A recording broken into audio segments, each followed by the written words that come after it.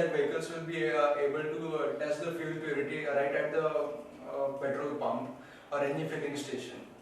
The applications of the systems are to test purity of the fuel before filling the fuel tank at any petrol pump. The second application would be to test fuel compatibility. Like you cannot fill diesel into a petrol car or petrol into a diesel car. The third use would be in aircrafts for testing fuel contamination by water. The Texas Instruments parts being used in this project are L293D motor driver IC, which has been used for driving the solenoid valves.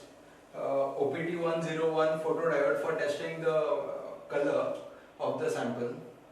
And third is the TIVA C series launch pad EKTM4C123GXL.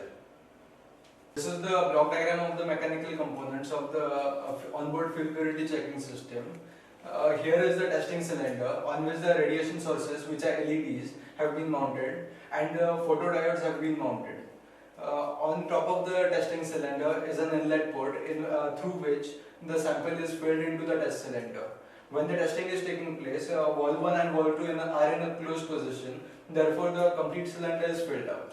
After the complete cylinder is filled up, one by one the LEDs are switched on and reading from the corresponding photodiode is taken. And after all three readings have been taken from the top layer, bottom layer and the middle layer, the readings are compared with pre-programmed standard readings.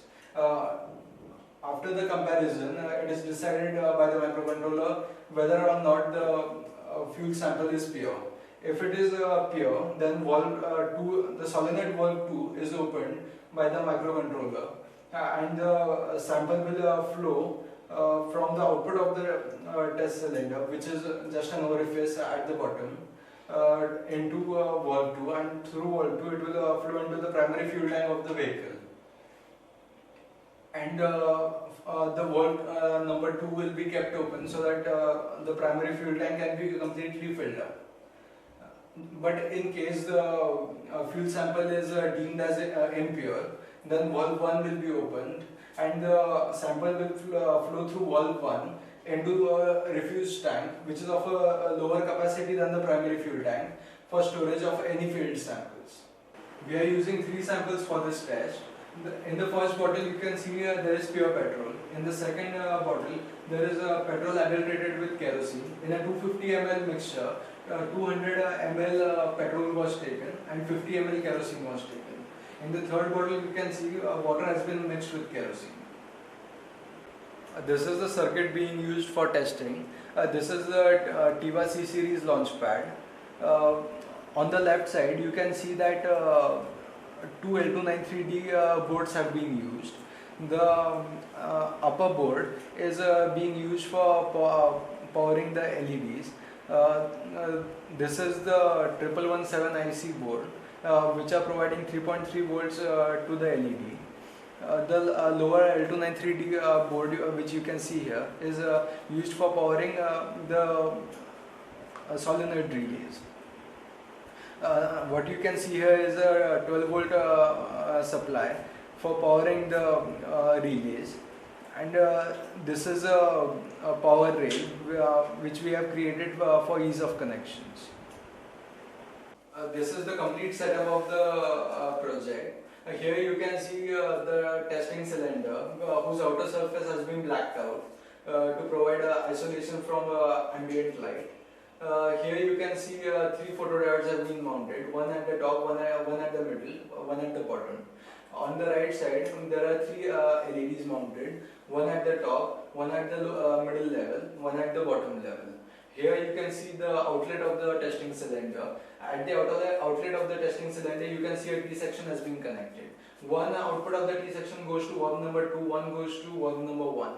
Valve number 1 is connected to the refuse fuel tank. Valve number 2 is connected to the primary fuel tank. And here we have provided an earthing connection to drain the overall setup of any static charge that may be present.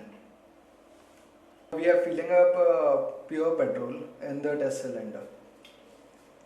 Now we are taking reading for pure petrol.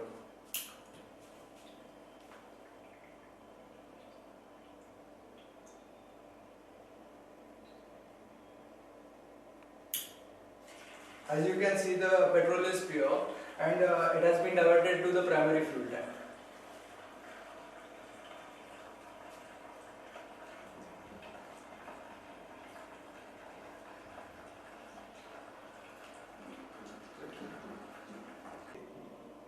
Here you can see the first reading is from the top layer, the second reading is from the middle layer, the third reading is from the bottom layer, and the readings fall between the threshold, therefore the petrol has been deemed as pure. Now we are filling petrol adulterated with kerosene. Now we are testing for petrol adulterated with kerosene.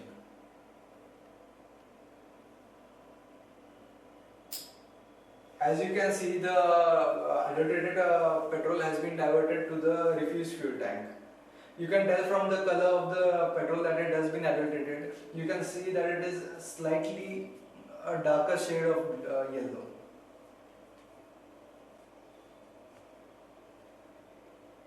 Yes. Now we have tested for pure petrol and impure petrol. You can see in the primary fuel tank the pure petrol is present, and in the refuse fuel tank impure petrol is present.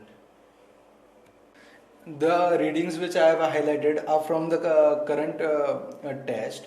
These are the readings for kerosene. The readings you can see at the top are for petrol. Now we are adding petrol adulterated with water.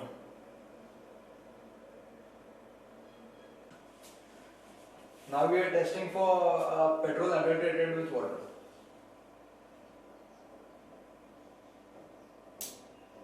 As you can see, the adulterated petrol has been diverted to the refuse fuel tank.